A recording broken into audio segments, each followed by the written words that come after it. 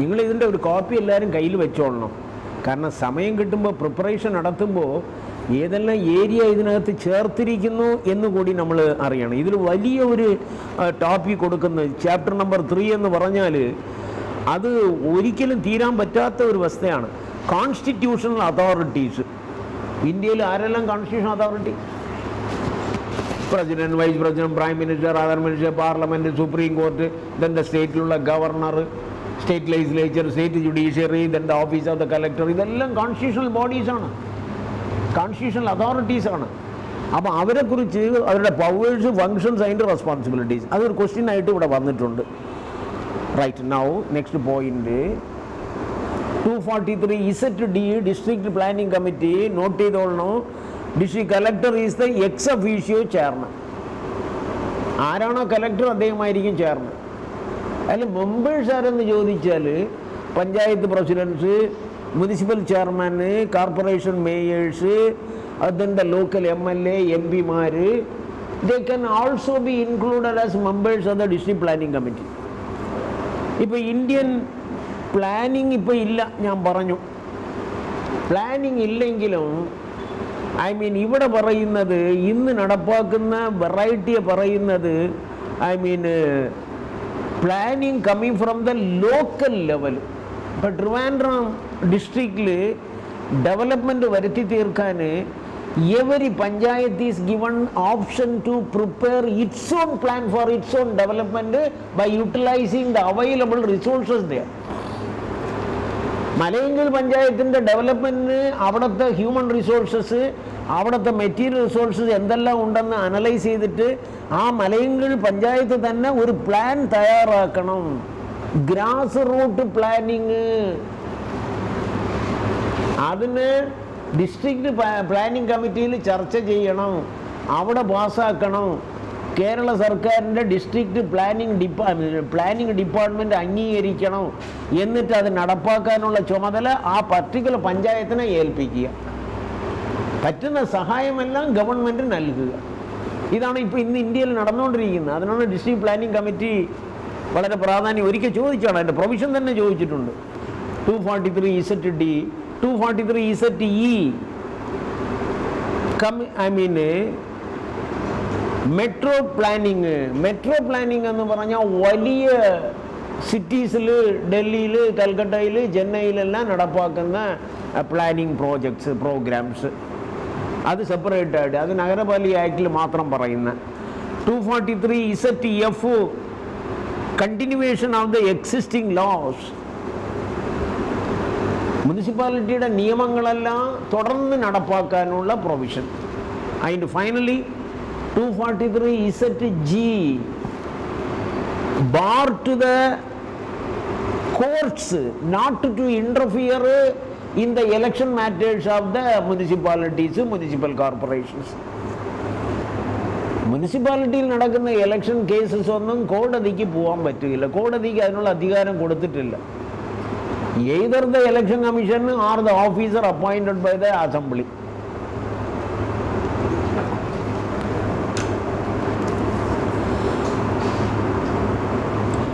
ഞാൻ പറഞ്ഞ ഈ കാര്യം കൂടി നിങ്ങൾ നോട്ട് ചെയ്തോളണം. 8 types of urban local bodies. 8 types ഉണ്ട്. ഓരോന്നും ഓരോ purpose.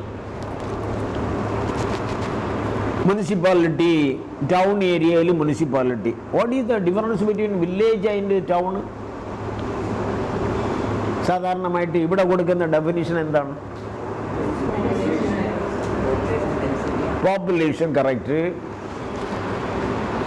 Agriculture population, non agriculture population, അതാണ് ഡിഫറൻസ്. വില്ലേജ് എന്ന് പറഞ്ഞാൽ പ്രൈമറിലി അഗ്രികൾച്ചർ പോപ്പുലേഷൻ, ടൗൺ എന്ന് പറയുമ്പോൾ non agriculture population, government employees അതുപോലുള്ളവർ കൂടുതലായിരിക്കും. ഇൻകമും ഡിഫറൻ്റ് ആണ്. വില്ലേജിൻ്റെ ഇൻകം അല്ല ടൗൺ ഏരിയയിൽ, പിന്നെ സിറ്റി ഏരിയയിൽ non agriculture population will be more than the village population with agriculture as the major occupation. അങ്ങനെ ഒരു ഡിഫറൻസ് ഇവിടെ മേജർ. പിന്നെ source of revenue also limited in the village, but in the town area. Then town area വികസിക്കുമ്പോൾ city area, ഇവിടുത്തെ ആൾക്കാരുടെ വരുമ്പടി വളരെ കൂടുതൽ. ഇൻകം ഈസ് ഓൾസോ ഇത് അഗ്രികൾച്ചർ അല്ല അവരുടെ മെയിൻ പ്രൊഫഷൻ. മുനിസിപ്പാലിറ്റി ടൗൺസിൽ നടപ്പാക്കുന്നത്. മുനിസിപ്പൽ കോർപ്പറേഷൻ എന്ന് പറയുന്നത്, മെട്രോ കോർപ്പറേഷൻ എന്ന് പറയുന്നത് വലിയ സിറ്റീസിൽ. അവിടെ ഒരു പ്രത്യേകത, mayor, deputy mayor, commissioner, standing committees ഉണ്ടായിരിക്കും. മിക്കവാറും വലിയ സിറ്റീസിൽ, ഇവിടെയുണ്ട്, കേരളത്തിലുണ്ട്, ട്രിവാൻഡ്രത്തിലുണ്ട് സ്റ്റാൻഡിങ് കമ്മിറ്റീസ്. ഹെൽത്ത് കമ്മിറ്റി എന്നും ഉണ്ടാവാം, റവന്യൂ കമ്മിറ്റി എന്ന് വയ്ക്കാം, മെമ്പർമാരടങ്ങുന്ന. മൂന്നാമത്തെ ഒരു body notified area committee. Notified area committee എന്ന് പറഞ്ഞാൽ ഒരു panchayat, now there is A panchayat, അവിടെ പുതിയ ഇൻഡസ്ട്രി വന്നു, industry has been started, government offices have been started, അതിൻ്റെ നേച്ചർ മാറിക്കൊണ്ടിരിക്കുകയാണ്, വില്ലേജിൻ്റെ രൂപം മാറി, it is becoming A town. A village which is changing because of the starting of N industry or government offices, അവിടെ facilities ഉണ്ടാക്കി കൊടുക്കാൻ വേണ്ടി A notified area committee വയ്ക്കാം. അതല്ലെങ്കിൽ ഓൾറെഡി ഒരു ടൗൺ ആയി കഴിഞ്ഞു, പക്ഷേ ഫെസിലിറ്റീസ് ഒന്നുമില്ല, then you can appoint, create a notified area committee. It is created by an act of the legislature.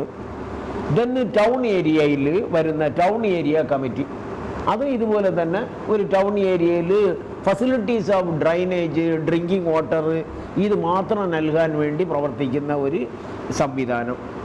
Cantonment board something important.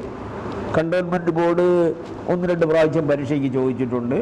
ഞാൻ നേരത്തെ പറഞ്ഞു, cantonment board is normally constituted in an area where a military station is there, a military cantonment is there, where soldiers, military officers are living with their families. Along with that area there may be other ordinary citizens living. ആ ഏരിയയിൽ municipal facilities കൊടുക്കാൻ, drinking water, electricity supply ചെയ്യാൻ there may be A board called cantonment board. ഒരു example പറഞ്ഞാൽ, cantonment board 3 variety ഉണ്ട്. ഇതാ പറയുന്നത് പോലെ, ക്ലാസ് 1 എന്ന് പറഞ്ഞാൽ civilian population of the military cantonment area more than 10,000 എങ്കിൽ അവിടെ കണ്ടോൺമെൻറ്റ് ബോർഡ് 1 വയ്ക്കാം. ബോർഡ് 2 എന്ന് പറയുന്നത് ബിലോ 10,000 ബട്ട് എബോവ് 2,500, അങ്ങനെയുള്ള civilian population in the military area, living in that area. മൂന്നാമത്തത് പോപ്പുലേഷൻ ലെസ് ദാൻ 2,500, അത് കണ്ടോൺമെൻറ്റ് ബോർഡ് 3 എന്ന് പറയാം. ഒരു എക്സാമ്പിൾ ഇവിടെ ഞാൻ കൊടുത്തിട്ടുണ്ട്. കണ്ടോൺമെൻറ്റ് ബോർഡ് 1 ആണെങ്കിൽ അതിൻ്റെ കോമ്പോസിഷൻ എന്താണ് ഭരണം നടത്താൻ? കണ്ടോൺമെൻറ്റ് ബോർഡ് ഒരു എക്സാമ്പിൾ, അതിൽ എക്സിക്യൂട്ടീവ് ഓഫീസേഴ്സ് എല്ലാം സിവിൽ സർവീസ് പരീക്ഷ എഴുതുന്ന കാൻഡിഡേറ്റ്സ് അറൗണ്ട് 27 സർവീസസ് ഉണ്ട്. IAS പരീക്ഷ എഴുതുമ്പോൾ അറൗണ്ട് 27 സർവീസസ് അതിനകത്ത് ചേർത്തിട്ടുണ്ട്. അതിൽ ഒരു സർവീസ് കണ്ടോൺമെൻറ്റ് ബോർഡ് സർവീസ്. അതിൽ പെടുന്ന ഉദ്യോഗസ്ഥനാണ് ഈ കണ്ടോൺമെൻറ്റ് ബോർഡിൽ സെക്രട്ടറി ആയിട്ട്. ഈ കണ്ടോൺമെൻറ്റ് ബോർഡ് നിയന്ത്രിക്കുന്നത് സ്റ്റേറ്റ് ഗവൺമെൻറ് അല്ല, ദ യൂണിയൻ ഡിഫൻസ് മിനിസ്ട്രിയാണ്. The union defence ministry controls the cantonment board. അതൊരു എക്സാമ്പിൾ പറഞ്ഞാൽ, ക്ലാസ് 1 കണ്ടോൺമെൻറ്റ് ബോർഡ് 3-4 പ്രാവശ്യം പരീക്ഷയ്ക്ക് ചോദിച്ചിട്ടുണ്ട്. What is the importance of cantonment board? Military station ഉള്ള സ്ഥലമാണ്. ഇപ്പോൾ പാങ്ങോടിൽ കാണുമായിരിക്കും. പാങ്ങോട് റീജിയനിൽ there is a special municipal administration going ആണ്. അവിടെ കണ്ടോൺമെൻറ്റ് ബോർഡ് 1 ആണെങ്കിൽ അതിന് ചുറ്റിലും താമസിക്കുന്ന ആൾക്കാർ അറൗണ്ട് 10,000 ആർ എബോവ് 10,000. അവിടെ ഓർഗനൈസേഷൻ ഇങ്ങനെയായിരിക്കും. A class 1 cantonment board is composed of the military officer commanding the station, അദ്ദേഹമാണ് അതിൻ്റെ ചെയർമാൻ. മെൻറ്റ് ഫോർ ഡ്രിങ്കിങ് വാട്ടർ കൊടുക്കാൻ, ഇലക്ട്രിസിറ്റി സപ്ലൈ ചെയ്യാൻ, ബാക്കിയുള്ള സൗകര്യങ്ങൾ കൊടുക്കാൻ. Number 2, an executive engineer in the cantonment area. Cantonment ഏരിയയിൽ സർക്കാരിൻ്റെ ഒരു എക്സിക്യൂട്ടീവ് എഞ്ചിനീയർ, അതിൽ member. Number 3, a health officer, ഒരു ഹെൽത്ത് ഓഫീസർ അതിനകത്തുണ്ടാവും. Number 4, a first class magistrate nominated by the district magistrate. District magistrate സ്ഥാനത്തിലിരിക്കുന്ന ആളെ നോമിനേറ്റ് ചെയ്യുന്ന ഒരു first class magistrate അതിൽ മെമ്പറായിരിക്കും ആ കണ്ടോൺമെൻറ്റ് ബോർഡിൽ. അത് കഴിഞ്ഞാൽ 4 military officers nominated by the commanding officer. 4 മിലിറ്ററിക്കാർ nominated by the commanding officer of the station. Finally 7 members elected by the people of the cantonment area. ജനങ്ങൾ എലക്ട് ചെയ്യുന്ന 7 പേര് അതിൽ മെമ്പർമാരായിരിക്കും. ഇതാണ് ഒരു composition of a cantonment board. Cantonment board is meant for providing facilities to the members of the population living in the cantonment area. അത്രയേ ഉള്ളൂ. അതായിരിക്കും ഒരു ക്വസ്റ്റ്യൻ ഇവിടെ. പ്രിലിംസിലെല്ലാം അങ്ങനെ ചോദിക്കാൻ പറ്റും. ഇതിൻ്റെ അഡ്മിനിസ്ട്രേഷന് ഡിഫൻസ് മിനിസ്ട്രി, അവർക്ക് ബഡ്ജറ്റ് വഴി പൈസ ഉണ്ടാവാം, വേണമെങ്കിൽ കുറേ കളക്ഷൻ നടത്താം. ഇതിൻ്റെ executive authority is given to an officer belonging to the central civil service. Then township എന്ന് പറയുന്നത് housing colonies around an industry. ഇപ്പോൾ ആലുവയിൽ പ്രവർത്തിക്കുന്ന ഇൻഡസ്ട്രിയിൽ ജോലി ചെയ്യുന്ന ജോലിക്കാർക്ക് വേണ്ടി അവിടെ ടൗൺഷിപ്പ് വയ്ക്കാം. ബാംഗ്ലൂരിൽ ജാലകല്ലിയിൽ അവിടെ വാച്ച് ഫാക്ടറി ഉണ്ട്. വാച്ച് ഫാക്ടറിയിൽ ജോലി ചെയ്യുന്ന ആൾക്കാർക്ക് വേണ്ടി മാത്രമായിട്ട് ഒരു ഫെസിലിറ്റി കൊടുക്കുമ്പോൾ we can call it township. അത് കഴിഞ്ഞാൽ പോർട്ട് ട്രസ്റ്റ്, അതൊരു ഇമ്പോർട്ടൻ്റ് ആണ്. ഇപ്പോൾ കൊച്ചിൻ പോർട്ട് ട്രസ്റ്റ് ഉണ്ട്, മുംബൈയിലുണ്ട്, കൽക്കട്ട, ചെന്നൈ, വിശാഖപട്ടണം, ഇവിടെയെല്ലാം പോർട്ട് ട്രസ്റ്റ് എന്ന് പറയും. ആ പോർട്ട് ട്രസ്റ്റിൻ്റെ ജോലി ആ പോർട്ടിനെ സംരക്ഷിക്കുക, protecting the ports on the one hand, harbours on the one hand, and then providing facilities, drainage, drinking water, ഇതുപോലുള്ള സപ്ലൈ ചെയ്യുന്നത് സൂപ്പർവൈസ് ചെയ്യുക. മിക്കവാറും ഒരു സീനിയർ IAS കാരനായിരിക്കും port trust chairman. The chairman may be a senior IAS man. ഇതിൽ മെയിനായിട്ടുള്ളത് officers ഉണ്ട്, വേണമെങ്കിൽ ഇലക്റ്റഡ് മെമ്പേഴ്സിനെ അഡ്വൈസറി ബോർഡായിട്ടും വയ്ക്കാം. That is, this is by an act passed by Parliament. Port trust രൂപീകരിക്കുന്നത് on the provisions of the law passed by Parliament. And finally, special purpose agency. അതാണ് ഞാൻ നേരത്തെ പറഞ്ഞത്. സ്പെഷ്യൽ പർപ്പസ് ഏജൻസിയിൽ ഒരു പ്രധാന കാര്യം സിംഗിൾ പർപ്പസ്, ഒറ്റ കാര്യം മാത്രം ചെയ്യാൻ. Example pollution control board. Pollution control board ഒരു പ്രധാനമാണ്. ഹൗസിംഗ് ബോർഡ്, ടൗൺ ഏരിയയിൽ, സിറ്റി ഏരിയയിൽ താമസിക്കുന്ന ആൾക്കാർക്ക് ഹൗസിംഗ് ഉണ്ടാക്കി കൊടുക്കാൻ housing board. City improvement trust, ഇതെല്ലാം ഇതിൽ വരുന്നതാണ്. then urban development authority, city transport board, ഇതെല്ലാം പ്രവർത്തിക്കുന്നത് സിംഗിൾ പർപ്പസ് ഏജൻസി ആയിട്ട്. ഇങ്ങനെ ഇത്തിരി ഏജൻസീസ് ഈ മുനിസിപ്പൽ അഡ്മിനിസ്ട്രേഷനുമായിട്ട് ഉണ്ട് എന്നുള്ളത് നമ്മൾ അറിഞ്ഞു വയ്ക്കണം. എനിവേ, അത് ഇന്നത്തെ ഇതിൽ ഞാൻ അത് ചൂസ് ചെയ്യാൻ കാരണം ഇല്ലെങ്കിൽ ഇത് പറയാൻ വിട്ടുപോകും. നൗ പൊളിറ്റിക്കൽ സിസ്റ്റം എന്ന് പറഞ്ഞാൽ ഞാൻ പറഞ്ഞു, ഗവർണൻസ് എന്നുള്ള ഒരു വാചകത്തിൽ അടങ്ങിയിരിക്കുന്ന ഐഡിയ ഗവർണൻസ്. മോഡേൺ ടൈംസിൽ പല രാജ്യങ്ങളിലും ഗവൺമെൻറ് എന്ന് പറയുന്നതിനേക്കാളും they prefer the word governance instead of government. Government എന്നൊരു വാചകം കേട്ടാൽ ഒരു മെഷീനറി.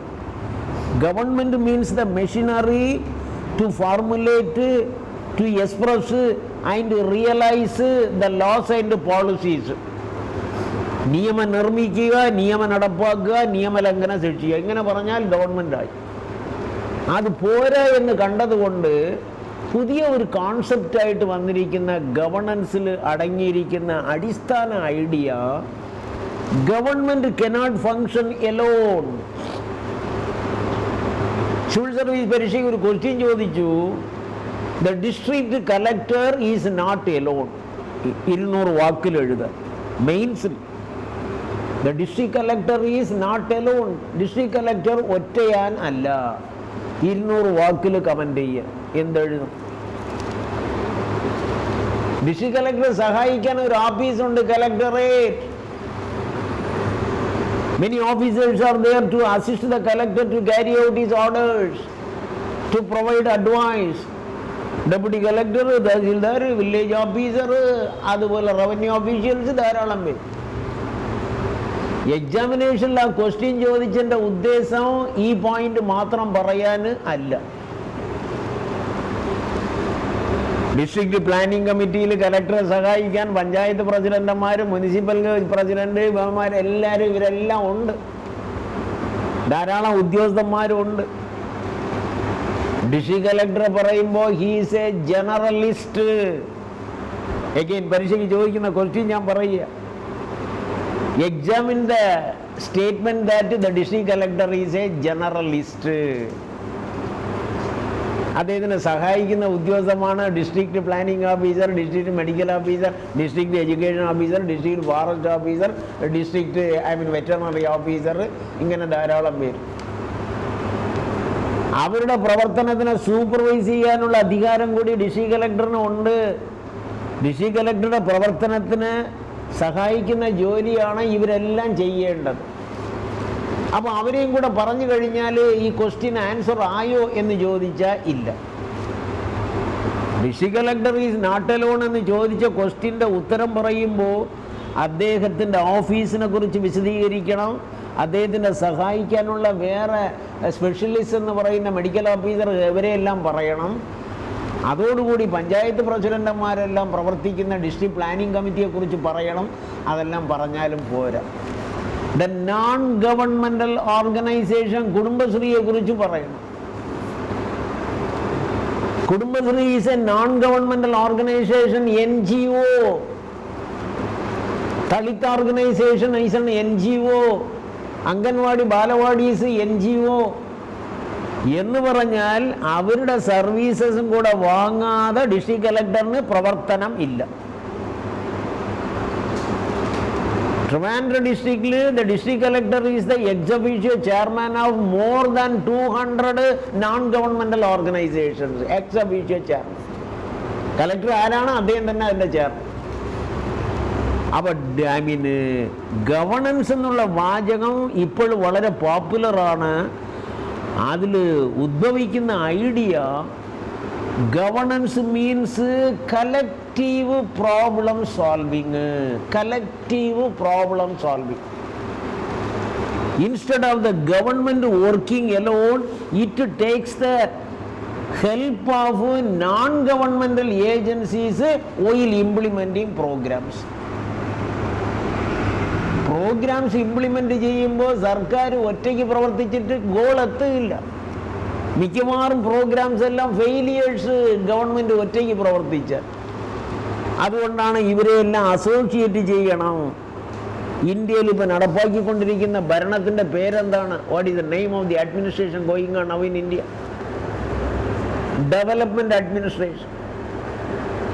അതിൻ്റെ ഡെഫിനിഷൻ നോക്കിയാൽ the term development administration means action oriented and target oriented. ഇതാണ് അതിന് കൊടുത്തിരിക്കുന്ന പ്രധാന ഒരു സ്ലോഗൻ.